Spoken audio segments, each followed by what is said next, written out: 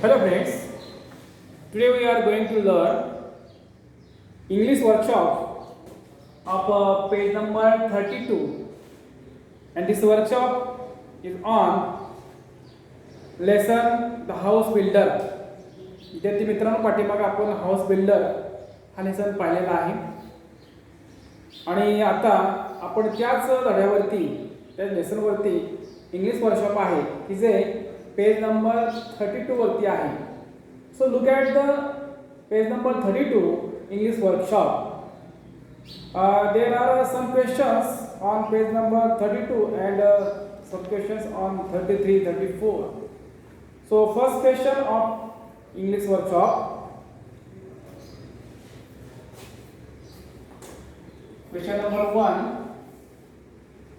Find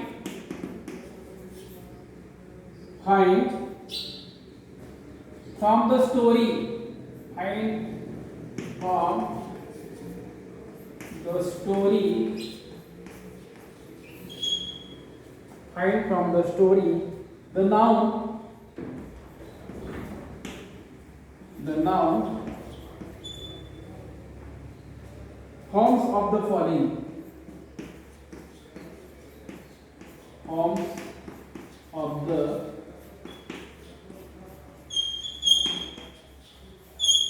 following. At first understand the meaning of the question. पहिल्यांदा आपण काय करूया की या प्रश्नाचा अर्थ समजून घेऊया. फाइंड म्हणजे फाइंड मीन्स शोधा. फाइंड शोधा. काय शोधा? Find from the story. जी गोष्ट आहे कोणती होती? The house builder. ठीक आहे ना? द हाऊस बिल्डर या गोष्टीतून शोधा काय? द नाउन म्हणजे ना फॉर्म्स ऑफ द फॉलोइंग. हे तयार करायचे जे खाली जे शब्द दिले आहेत. There are some words. Number 1 बघा, dedicate.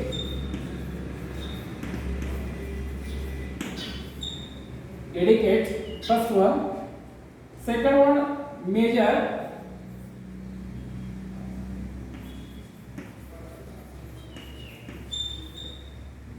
Third one, decide. Fourth one, perfect.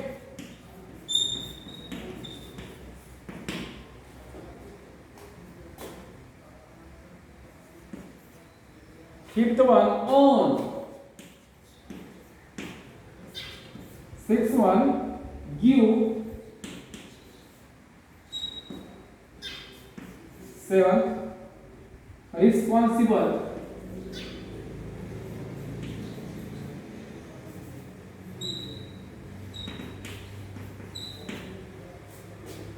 Responsible. And last one, that is 8. Number 8, persist.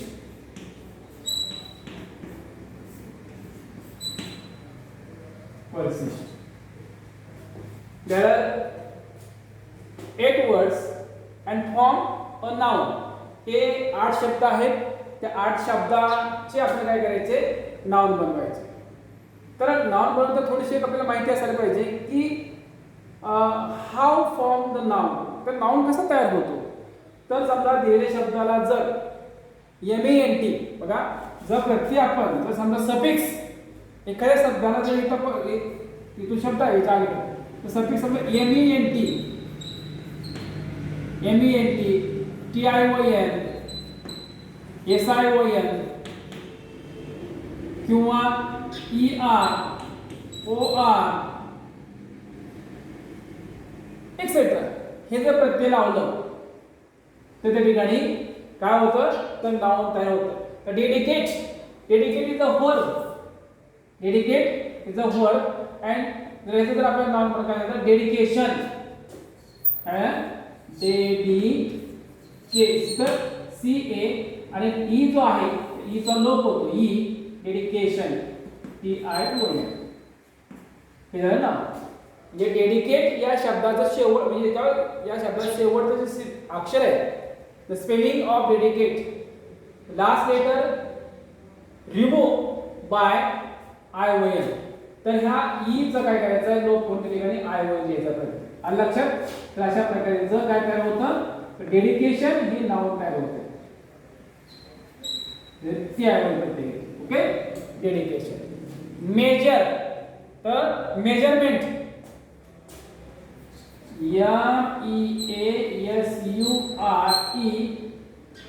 MEASUREMENT,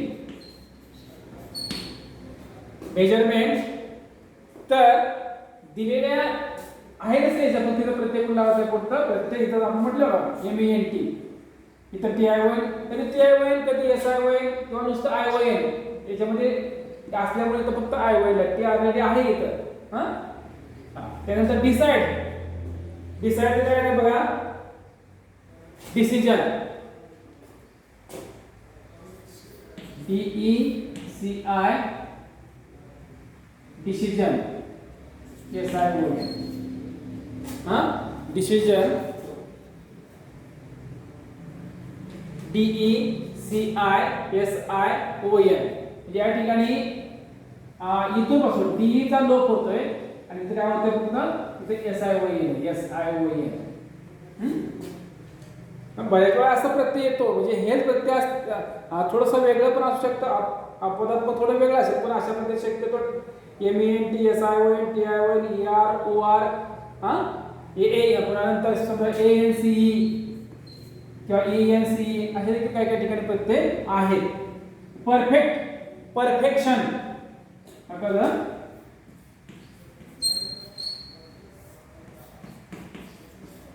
perfection काय करतो बघा, परफेक्ट आहे, फक्त काय आलं तर तिथं पुढं आय ओ एन प्रत्यय लागला. ओके, त्यानंतर ओन, ओन, OWN आणि ER, ओनर म्हणजे मालक, म्हणजे आपण स्वतःचा, आणि ओनर म्हणजे होता ओनर म्हणजे मालक मराठीमध्ये. तर फक्त प्रत्येक आला तिथं ER प्रत्यय येते पुढे. गिव्ह, देणे, त्यापासून गिफ्ट, ते थोडं आपलं काय प्रत्यय वगैरे नाही, वेगळी स्पेलिंगच होते. PE चा लोक ते AFT येते. ओके, त्यानंतर रिस्पॉन्सिबल, ते थोडंसं जरा वेगळं आहे बघा. रिस्पॉन्सिबिलिटी, रिस्पॉन्सिबिलिटी,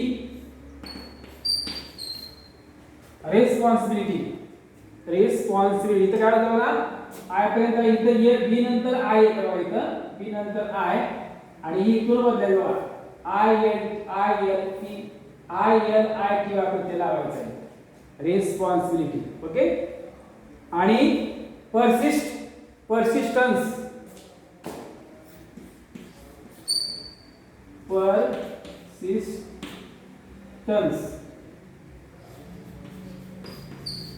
परसिस्टन्स, बरोबर ना.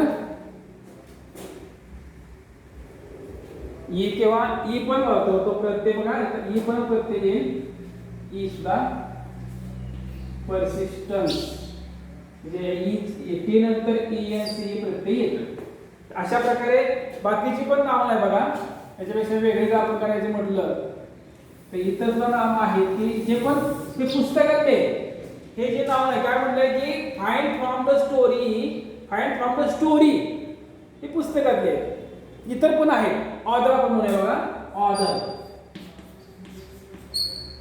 ही जे पुस्तकातले आहेत पण असे नाव. उदाहरणार्थ एक्झामाइन, एक्झामाइन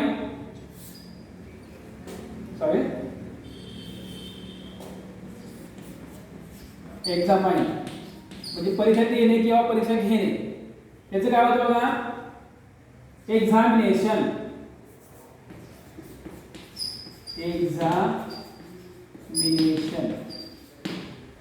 हे पहिलं नाव होतं.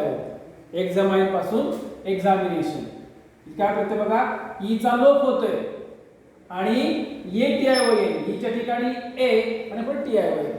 त्यानंतर observe, OBSERVE, observe, observation, OBSERVA पण येतं असंच, PATI होईल, इथं सुद्धा ATI होईल. ते फार महत्वाचं आहे. 8वीला आहे, 9वीला आहे, 10वीला आहे, 11ला 12 सुद्धा तुम्हाला नाउन फॉर्म तुम्हाला काय सांगतात, म्हणजे त्याचं नाउन काय सांगतात ते आपल्याला माहिती असायला पाहिजे. नाउन फॉर्म हे बघा आपण नेहमी पाहतो आपण लर्न पासून असं ऑल ओनर आहे, तसं लर्नर LEARNER लर्नर या प्रत्यय लागला म्हणजे वाचक. त्यानंतर टीच हे माहिती आहे, टीच म्हणजे शिकवणे, सॉरी टीच TEACH.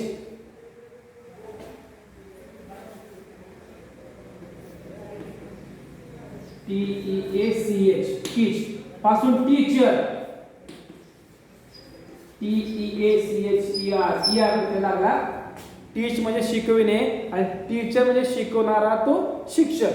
त्यानंतर आपल्याला ड्राईव्ह DRIVE ड्राईव्ह म्हणजे चालविणे, त्यापासून ड्रायव्हर DRIVER ड्रायव्हर. ओके हे बरेच.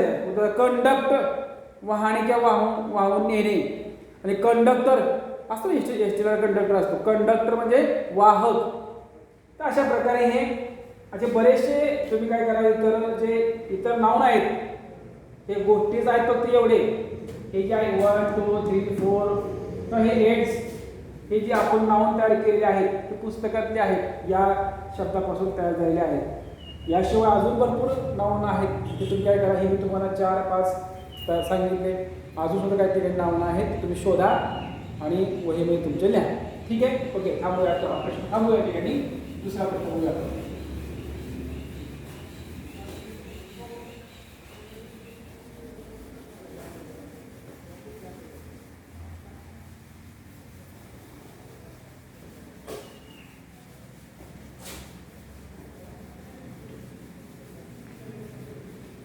क्वेश्चन नंबर 2 घेऊया आपण. Question number 2.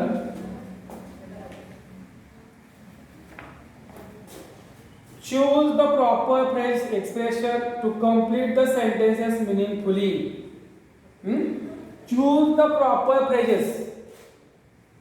There are some phrases or expression in a bracket. क्या होता है? Choose the proper phrase.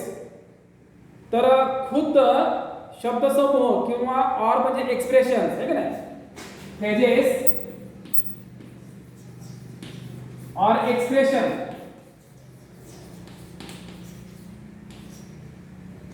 choose the proper phrase or expression to complete the sentence meaningfully. आपल्याला याचा शब्दांचा अर्थ माहिती असायला पाहिजे. त्या ठिकाणी काय म्हणतात की there are seven sentences but the sentence are incomplete. ते वाक्य जे आहेत ते कसे आहेत, इनकम्प्लीट आहेत. तर ती काय करायचं, इनकम्प्लीट सेंटेन्स आहे ती कंप्लीट करायची. कशी साईने, तर there are some phrases or expressions in a bracket.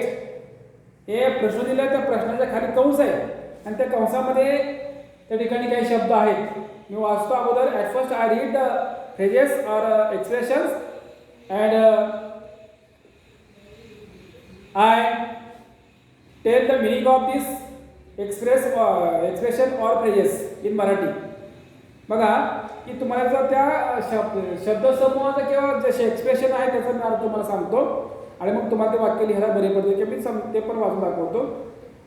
First one, to send for म्हणजे सेंड म्हणजे पाठवणे, आणि सेंड फॉर म्हणजे च्यासाठी पाठवणे. सेंड फॉर बघा, सेंड फॉर म्हणजे च्यासाठी पाठवणे.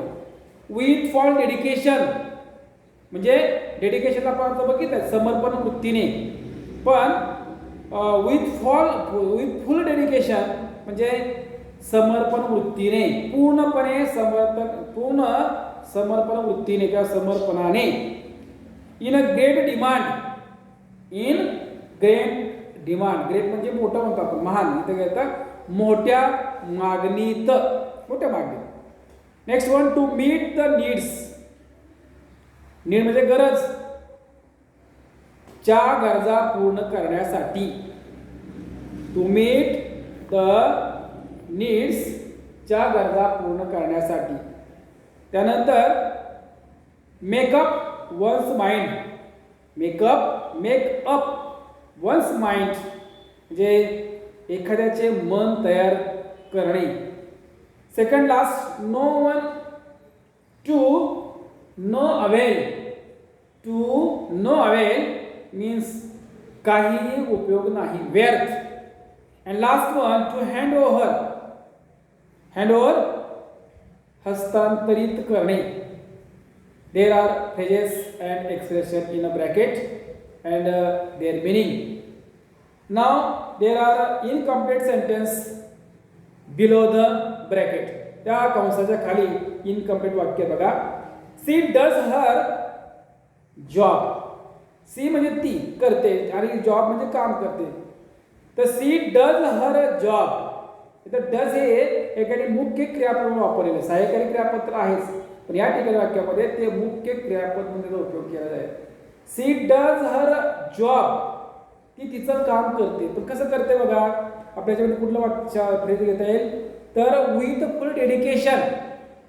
विथ पहिले काय बघा आपल्याला, number 1 with full dedication.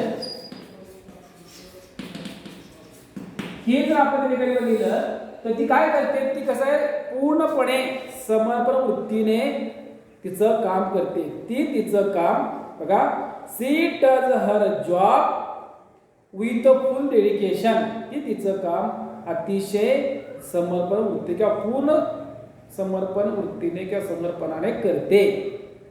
Second one, one should dash to help other when needed.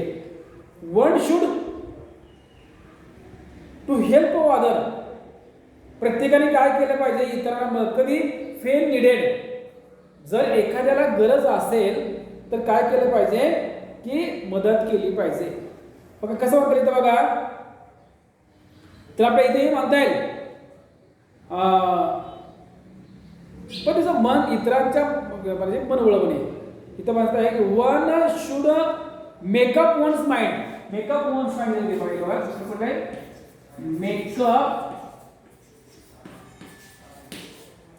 Makeup one's mind.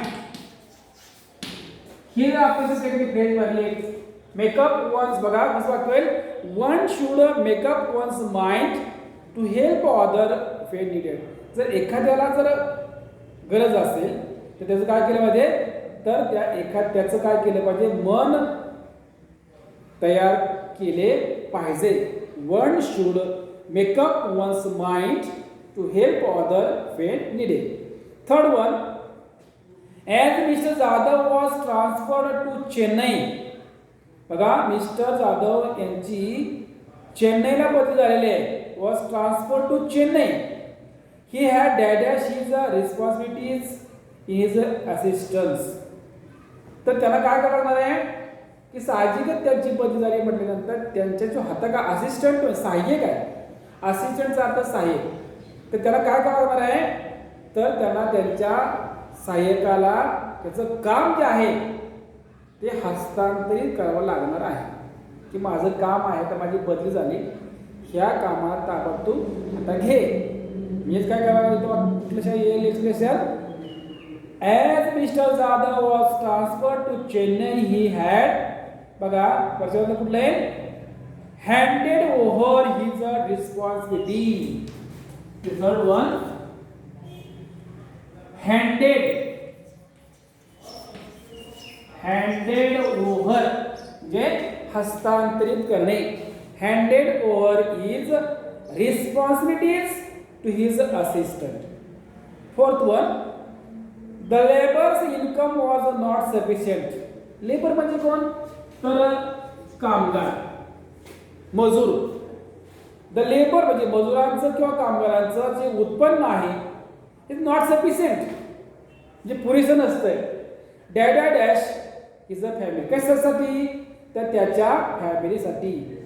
पण काहीच लागत आहे बघा, तर त्याच्या फॅमिली कसं त्यांच्या गरजा पूर्ण करण्यासाठी. मग आपण मागाशी बघितलंय टू मीट द नीड्स. बघा to meet the needs, to meet the needs of असं म्हटलेलं आहे. म्हणजे मजूर लोकांचं किंवा कामगार लोकांचं जे उत्पन्न असतं ते त्याच्या कुटुंबासाठी गरजा पूर्ण करण्यासाठी कसं असतंय, पुरेसं नसतंय. Fifth one, because of fault, चुकीमुळे, चुकीच्या कारणामुळे, fault in the wiring, WIRING, wiring म्हणजे जे केबलमध्ये वायर असतात, चुकीच्या वायरिंगमुळे दे विल हॅव डॅडॅस अँड इलेक्ट्रिशियन. आणि त्याच्यामध्ये आपण बघितलं शब्द मगाशी, टू सेंड फॉर, त्यासाठी पाठवणे. तर because of fault in the wiring they will have send for electrician, send for electrician. तर चुकीची वायरिंग केल्यामुळं त्या ठिकाणी त्यांनी काय केलं, ते म्हणजे कोणतं ते, त्यांनी त्या इलेक्ट्रिशियनला म्हणजे वायरमनला पाठवले. सेकंड लास्ट मी 6-1, mother tired hard to change her son's habit. Mother tired hard, आईला खूप कठीण त्याला प्रयत्न तिने केलं कशासाठी, to change her son's habit, तिच्या मुलाची सवय बदलण्यासाठी. बट तिच्या आई, बघा, आईनं तिच्या मुलाची सवय बदलण्यासाठी खूप कठीण त्या ठिकाणी प्रयत्न केले. बट परंतु काय झालं असणार आहे, परंतु काही उपयोग झाला नाही किंवा व्यर्थ झाले. त्याला कुठली फ्रेज आहे बघा, वाटतंय to no avail, to no avail, त्याचा काही उपयोग झाला नाही किंवा ते व्यर्थ झाले. And last one, mangoes from Ratnagiri are always, रत्नागिरीतील नेहमीच, रत्नागिरीतील आंबे डॅश. पॅरेशेवरती कुठला भाग शब्द राहिलाय, in a great demand, in a great demand, in a great demand, MA ना, एमए ग्रेट डिमांड. तुम्ही तुम्हाला मला सांगितलं तर ते मोठ्या मागणीत. तर रत्नागिरी, नेहमीच रत्नागिरीतील आंब्याला मोठी मागणी असते, ठीक आहे नाही. तर अशा प्रकारे हे सेकंड क्वेश्चन या ठिकाणी आपण पूर्ण करूया. राहिला पुढचा प्रश्न आपण नंतर कसा घेऊया. ओके.